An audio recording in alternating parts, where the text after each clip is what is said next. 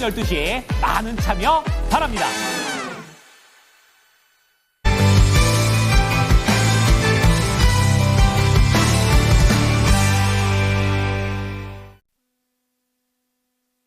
목요일 이코노미 클럽 시간입니다. 오늘 함께해 주실 분은 윤여민 이사 모셨습니다. 이사님 어서 오세요. 네, 안녕하십니까. 네, 오늘 이사님과 함께 할 주제부터 확인해 보도록 하겠습니다. 12월 FOMC에서는 금리가 동결될지 저희가 짚어보도록 할 텐데요. 미국과 반도체 그리고 조선에 대해서 자세하게 분석해 보도록 하겠습니다. 보우먼 연준 이사가 추가 금리 인하에는 신중해야 한다는 발언을 하면서 다음 달 FOMC에서 추가 금리 인하에 대한 가능성이 50%대로 낮아지기도 했습니다. 시장에서 일단 주요 이슈들을 체크해 보도록 할 텐데요. 실적 기대감과 함께 지정학적 리스크라는 큰 변수가 뒤엉켜 있는 상황입니다. 여기에 대해서 먼저 이야기를 들어볼게요. 네, 일단 간밤에 사실 미국장 같은 경우는 상당히 좀 혼조세를 좀 보였다라고 좀 말씀드릴 수 있을 것 같고요. 특히 이제 엔비디아 실적이 이제 장 시간 외에 나오다 보니까 장중에는 사실은 엔비디아 외에 어떤 여러 가지 좀 변수들로 해서 시장 자체가 좀 흔들렸다라고 좀 말씀드릴 수 있을 것 같은데요. 그 가운데 첫 번째 이유가 아무래도 이제 우크라이나 관련된 지정학적 리스크가 아닐까라는 좀 생각은 하고 있습니다. 현재 지금 트럼프 이제 어떤 당선인 같은 경우는 전쟁에 대한 부분을 빨리 끝내려고 하는 부분이 있겠습니다만 이제 바이든 행정부와는 약간 좀 결을 달리하는, 그래서 바이든 행정부 같은 경우는 오히려 우크라이나에 지금 이제 미국에 대한 미국 무기를 좀 어느 정도 공급을 하면서 이러한 부분들이 다시 한번 또 우크라이나가 러시아를 좀 타격하는 좀 그러한 빌미가 됐다라고 말씀드릴 수 있을 것 같고, 여기에 또 이제 영국산 스톰 섀도우 순항 미사일까지 이용해서 러시아를 좀 공격하고 있는 상황이기 때문에 다시 한번 이 우크라이나와 러시아의 어떤 전쟁, 이런 지정학적 리스크가 다시 부각되는 모습이 있었다라고 좀 말씀드릴 수 있을 것 같습니다. 여기에 또 이제 두 번째로 이 소비 지출과 관련된 이슈가 좀 있었는데요. 특히 이제 타겟이라고 하는, 어떻게 보면 소매업 전체의 좀 풍향계로 알려진 회사라고 볼 수 있을 것 같은데, 이 회사가 좀 이제 실적 관련된 부분에 상당히 좀 미스가 났습니다. 그러다 보니까 20% 이상의 지금 이제 급락이 나왔다라고 좀 말씀드릴 수 있을 것 같은데요. 지금 이제 CEO가 이제 얘기를 했었습니다. 소비자 같은 경우가 좀 신중하게 좀 어떻게 보면 소비를 좀 진행하고 있다라고 좀 말씀드릴 수 있을 것 같고요. 여기에 더해서 좀 이제 비교가 되는 것 중에 하나가 이제 월마트 같은 경우는 실적 발표에 좀 견조한 흐름이 나왔다라고 말씀드릴 수 있을 것 같고, 특히 이제 고급 가정용품 판매 업체인 이제 윌리엄스 소노마 같은 경우도 견조한 실적을 좀 보여줬기 때문에 약간 이제 업체들마다 약간 좀 상이한 부분이 있다라고 좀 말씀드릴 수 있을 것 같고, 그러한 측면에서 미국 경제가 견조하다라고는 합니다만 그렇다고 해서 100% 탄탄하지는 못하다라는 어떤 그러한 좀 의미가 된다는 점에서 봤을 때 사실 이러한 부분도 어제 지금 미국장에서 투자의 어떤 심리를 좀 자극하는 좀 그런 부분이 되지 않았나라고 좀 말씀드릴 수 있을 것 같고요. 마지막으로 이제 앵커님 말씀하셨던 이제 FOMC 관련된 부분, 특히 이제 금리 인하에 관련된 부분들이 상당히 주목을 받고 있는 상황에서 연준 의사들이 상당히 좀 어떻게 보면은 매파적으로 좀 발언을 좀 하고 있는 상황. 그러다 보니까 이제 페드 와치에서 봤을 때 지금 12월 FOMC의 금리 동결 확률이 46%에서 지금 50%까지 올라가는, 어떻게 보면 이제 금리 동결에 대한 부분까지 좀 시장에서 좀 바라보다 보니까 상당히 이런 부분에서 좀 부담이 됐었다라고 좀 말씀드릴 수 있을 것 같고요. 그러한 상황에서 이제 우리나라 장 시작 전에 어떻게 보면 조금 안 좋은 리포트가 하나 나왔는데, 바로 이제 모건 스탠리에서 한국, 중국에 대한 어떤 투자 의견을 중립에서 이제 언더웨이, 좀 매도로 지금 하향 조정한 리포트가 좀 나왔습니다. 물론 이제 최근에 외국인들의 좀 매도세가 지속되고 있는 상황에서 어떻게 보면 좀 더 이런 부분을 통해서 매도세가 가속될 수 있는 부분이 있지 않을까라는 좀 생각을 하고 있고요.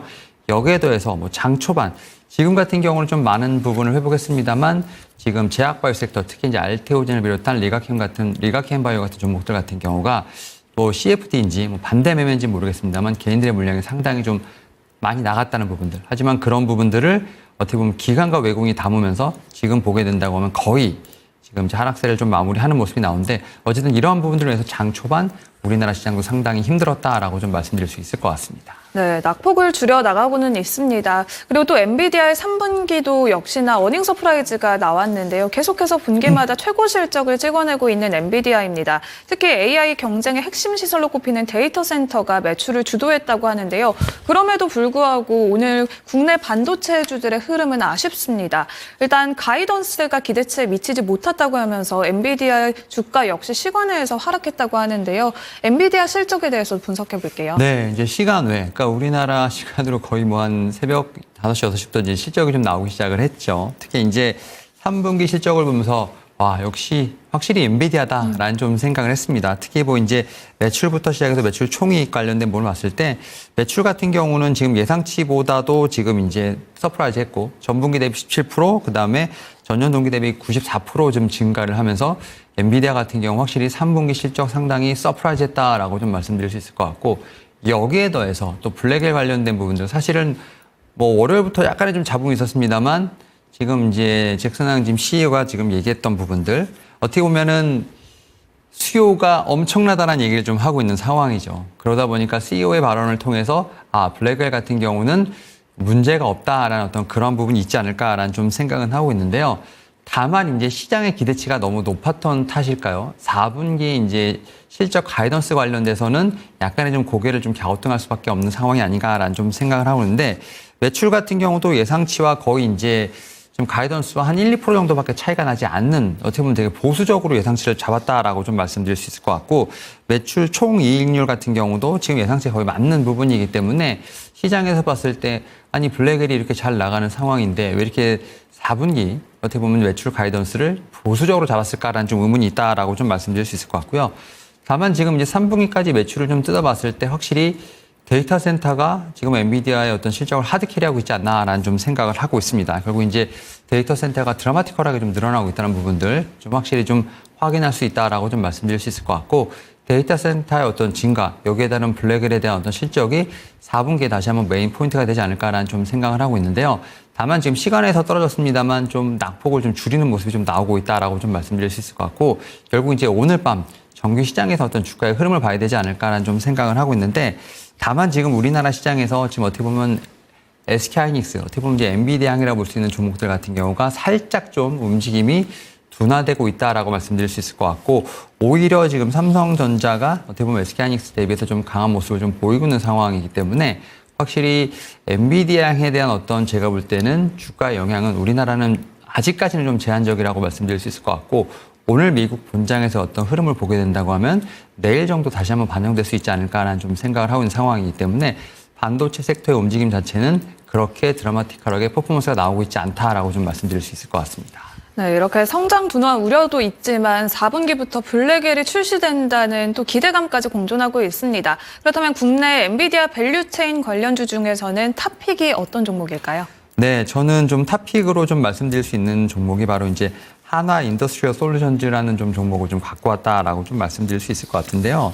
최근에 이제 SK 하이닉스와 관련돼서 상당히 좀 여러 가지 좀 업체들이 좀 이름이 좀 거론되고 있는 상황. 그 가운데서 이 한미 반도체와 이 한화 인더스트리얼 솔루션즈의 어떤 제가 볼 땐 시소 게임이 계속되고 있다라고 좀 말씀드릴 수 있을 것 같은데, 특히 이제 SK 하이닉스가 지금 HBM 쪽에서 봤을 때 거의 메모리 쪽은 지금 엔비디아의 모든 지금 오더를 받아간다고 해도 좀 과언이 아니라고 말씀드릴 수 있을 것 같습니다. 뭐 마이크론 같은 경우도 좀 받아가는 부분이 있겠습니다만 거의 8에서 90% 이상을 좀 SK하이닉스가 좀 소화하고 있는 과정이라 말씀드릴 수 있을 것 같고, 그 가운데 이제 어떻게 보면은 TC 본더와 관련된 부분에 있어서 또 얘기가 나오고 있는데, 지금 엔비디아 입장에서 보게 되면 SK하이닉스가 거의 이제 모든 물량을 받아가고 있고, 그런 가운데 SK하이닉스 같은 경우도 이제 메모리를 만들기 위해서, HBM 만들기 위해서 TC 본더와 관련된 부분들, 한미 반도체 어떻게 보면 단독으로 좀 수주를 하고 있는 상황이라 볼 수 있을 것 같은데, SK하이닉스 입장에서 보게 된다면 한미 반도체가 슈퍼 을이라고 보시면 될 것 같아요. 그러니까 한미 반도체의 어떤 가격 경쟁이 상당히 높은 상황에서 아무래도 이제 SK하이닉스 같은 경우는 듀얼 벤더를 좀 만들고 싶은 부분이 있지 않을까 생각이 듭니다. 가격 경쟁력을 어떻게 보면 한미 반도체에서 SK하이닉스를 좀 가져오기 위한 그런 노력을 한다라고 볼 수 있을 것 같고, 그런 측면에서 지금 이제 하나 인더스트리얼 솔루션즈의 어떤 자회사를 할 수 있는 하나 정밀기계 같은 경우가 지금 SK하이닉스의 TC 본더 퀄테스트에 관련된 뉴스들이 조금씩은 나오고 있는데, 뭐 통과를 했다, 통과를 못했다, 뭐 이런 좀 잡음이 있었습니다만 제가 볼 때 지금은 좀 진행 중인 상황이라고 말씀드릴 수 있을 것 같고, 특히 이제 HBM 이제 4에서 이제 어떻게 보면 이제 6세대로 넘어가는 상황에서는 지금 TC 본딩보다는 이제 하이브리드 본딩 관련된 부분이 좀 본격적으로 쓰일 것으로 보이고 있기 때문에 이와 관련돼서 파트너로서 지금 SK하이닉스 같은 경우가 하나 정밀 기계를 선택할 수 있는 가능성이 높지 않냐라는 어떤 그런 얘기도 분명히 나오고 있다는 점, 그런 측면에서 봤을 때 오히려 지금 하나 인더스트리얼 솔루션 같은 경우는 하나 정밀 기계를 100% 지금 이제 소유하고 있다라고 볼 수 있을 것 같고, 하나 정밀 기계 같은 경우는 지금 상장이 안 되는 상황이기 때문에 하나 지금 이제 인더스트리얼 솔루션즈와 지금 한미 반도체, 제가 볼 때는 시가총액이 줄어드는 좀 어떻게 보면 격차가 줄어드는 순간이 오지 않을까라는 좀 생각을 하면서 오히려 이제 HBM 관련된 종목 중에서는 지금 상황에서 봤을 때는 뭐 실적에도 이런 부분이 좀 잡히고 있지 않는, 하지만 지금 하이브리드 본딩 관련돼서 유망하게 지금 거론되고 있는 하나정밀 기계, 이 회사를 100% 지금 소유하고 있는 하나 인더스트리얼 솔루션즈가 제가 볼 때는 좀 탑픽이 아닐까라고 좀 말씀드려보도록 하겠습니다. 네, 이렇게 탑픽까지 반도체 이야기 나눠봤고요. 이제 조선주에 대해서 분석을 해보겠습니다. 조선주가 트럼프 트레이드로 연일 상승세를 타고 있습니다. 계속해서 이 상승세를 이끌어갈 수 있을지 조선주에 대해서도 이야기 나눠볼게요. 네, 일단 트럼프 트레이드의 어떻게 보면 시초가 아니었을까라는 좀 생각은 합니다. 일단은 트럼프 당선인이 당선됐을 때 바로 이제 윤 대통령과 전화를 했었고, 네. 거기서 바로 이제 조선업과 관련된 얘기들이 바로 기사로 나오면서 조선업이 그때부터 움직이기 시작하지 않았나라고 좀 생각을 하는데, 일단 이 트럼프 당선인이 언급했던 쪽은 이제 MRO 쪽이었습니다. 바로 이제 보수 수리 정비 쪽이라고 말씀드릴 수 있을 것 같은데, 그만큼 어떻게 보면 배 자체가 노후한 부분도 있고, 여기에 더해서 결국은 이제 조선 쪽에서의 어떤 제가 볼 때는 성장에 대한 부분을 어쨌든 한국과 협력을 하겠다는 어떤 그런 취지로 볼 수 있을 것 같은데, 그런 부분을 지금 시초가 되면서 조선업에 좀 상승세가 나왔다 말씀드릴 수 있을 것 같고, 뒤이어서 지금 캐나다도 지금 어떻게 보면 이 군함 쪽 관련된 부분에서 좀 시장에서 뛰어들었다라고 좀 말씀드릴 수 있을 것 같은데요. 특히 이제 앵거시 탑시라고 하는 캐나다 해군 총장이 이제 다녀갔습니다. 한국을 좀 다녀갔고요. 하나오션, 그다음에 HD 현대중공업, 조선소를 좀 방문을 했습니다. 지금 이제 캐나다 같은 경우도 지금 군함을 가지고 있는데 한 4척 정도가 있고 좀 많이 노후됐다고 합니다. 그래서 이런 이 군함을 교체하기 위한 작업을 좀 하고 있다라고 볼 수 있을 것 같고, 지금 3,000톤급으로 한 8에서 한 12척 정도 지금 이제 발주할 것으로 보이고 있는데, 규모가 제가 볼 때는 거의 한 60조 정도가 되는 어떻게 보면 초대형 사업이라고 합니다.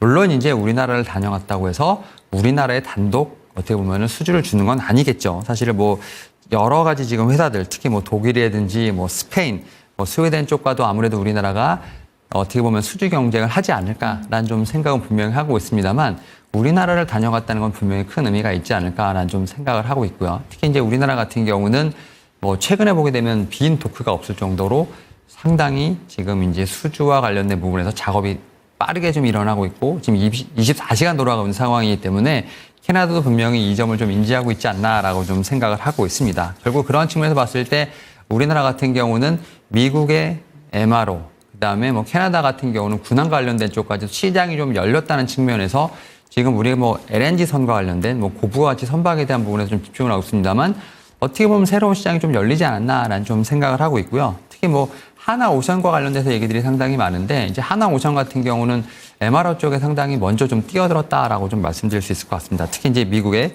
필라델피아의 필리조선소를 좀 인수를 해서 사실 이제 현지에서 생산 능력을 좀 어느 정도 확장을 하고 있는 부분이라고 말씀드릴 수 있을 것 같고, 사실 이제 8월부터 또 이제 11월까지 해서 지금 수주와 관련된 이슈들이 분명히 나왔지 않습니까? 그래서 하나오션 같은 경우가 아무래도 MRO 쪽의 대장주로서 계속 일컬어지고 있다라고 좀 말씀드릴 수 있을 것 같고, 뭐 하나오션만이 아니라 지금 이제 하나오션뿐만 아니라 HD 현대중공업 같은 경우도 MRO 사업에 진출하기 위한 그런 부분을 좀 하고 있다는 점에서 봤을 때, 아무래도 이제 이 두 회사의 어떤 경쟁, 수주가 좀 상당히 치열해지지 않을까라는 좀 생각은 하고 있고요. 뭐 이러한 제가 말씀드렸던 두 가지 시장 새로 열렸다고 말씀드릴 수 있을 것 같지만, 조선 업황에 대한 부분은 상당히 좋다라고 좀 말씀드려야 될 것 같습니다. 특히 이제 신조선가가 계속 올라가고 있는 상황에서 지금 우리나라 같은 경우는 중국과가 달리 좀 어떻게 보면 선택적인 수주를 하고 있는 거죠. 네. 저가 수주를 하는 것이 아니라 고가 수주만 한다라고 볼 수 있을 것 같고, 그런 부분에서 뭐 LNG라든지 페트로케미컬 같은 그러한 지금 어떻게 보면 선박만 지금 수주를 하는 상황이기 때문에 중국과 지금 이제 그 신조선가 평균 가격이 좀 많이 벌어지고 있다라고 합니다. 지금 2023년과 2023년에 좀 한 9,100만 달러, 뭐 8,600만 달러였는데 지금은 격차가 뭐 1억 3천만 달러까지 벌어졌다고 합니다. 그러니까 그인즉슨 중국은 상당히 저가형, 뭐 컨테이너선을 수주하게 된다면 우리나라는 고가형 선박을 좀 수주하는 상황이기 때문에 그만큼 기술력에 대한 차이도 분명히 있다라고 좀 생각이 들고 있고요. 그런 측면에서 봤을 때 지금 트럼프 트레이드, 여기에 더해서 업황에 대한 어떤 새로운 시장, 또 신조선가에 대한 어떤 상승에 대한 부분에서 봤을 때 경쟁력 확보, 이런 부분에서 조선업 같은 경우는 충분히 좀 계속해서 볼 수 있는 부분이 있지 않을까라고 좀 말씀드려 볼 수 있을 것 같습니다. 네, 이렇게 슈퍼사이클에 진입했다고 평가를 받고 있는 조선입니다. 그렇다면 조선주 중에서는 어떤 종목을 눈여겨보고 계실까요? 네, 일단은 뭐 조선 3사가 사실 주가가 다 52주 신고가를 갖고 좀 살짝 밀리는 상황이기 때문에 오히려 그 종목들을 따라갈 수 있는 종목을 좀 찾는 게 좋지 않을까라는 생각을 하고 있고요. 저는 그 가운데서 이제 엔진 쪽을 좀 주목하고 있습니다. 바로 이제 한화 엔진이라는 종목을 좀 말씀을 드릴 수 있을 것 같은데 지금 한화 엔진과 관련돼서 지금 수주라든지 실적과 관련된 부분에 상당히 좋은 리포트들이 좀 많이 나오고 있다라고 좀 말씀드릴 수 있을 것 같은데요.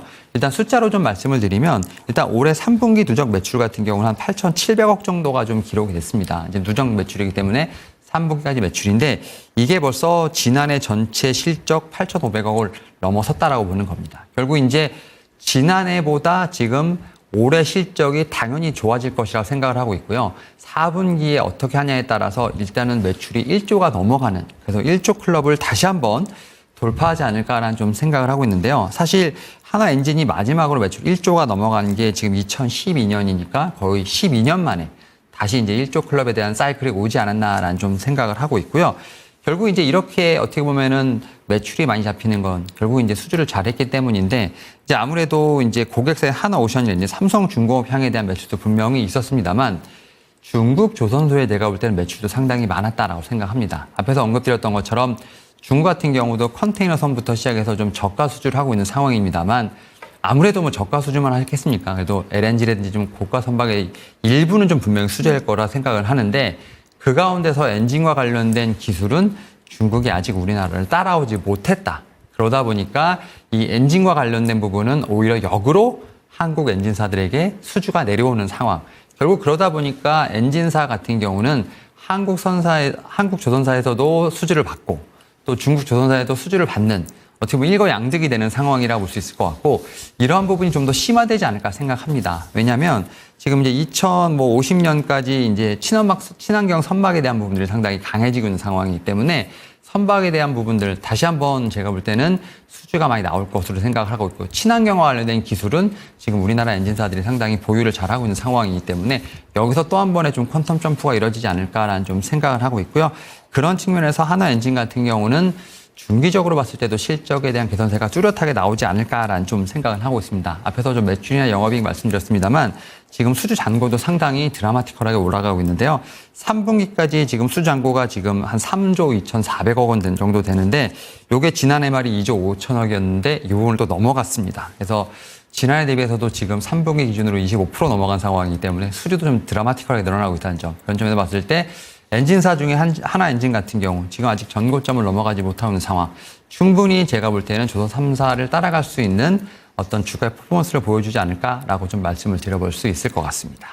네, 이렇게 한화엔진까지 이야기 들어봤고요. 그러면 한화엔진은 가격 전략을 어떻게 세워봐야 될까요? 네, 일단은 뭐 1차적으로 저는 이제 전고점 7월 24일 날 세운 17,160원을 일단 1차 목표가로 좀 말씀을 드릴 수 있을 것 같은데 지금 상황에서도 10%도 지금 남지 않은 상황이라 말씀드릴 수 있을 것 같습니다. 일단 전고점을 좀 제가 볼 땐 탈환하게 된다고 하면 오히려 좀 위가 열리는 상황이기 때문에 추가적인 상승 여력이 있다. 다만 좀 시장이 살짝 좀 어려운 부분이 있기 때문에 전고점까지 1차 목표가로 한번 좀 말씀을 드려볼 수 있을 것 같습니다.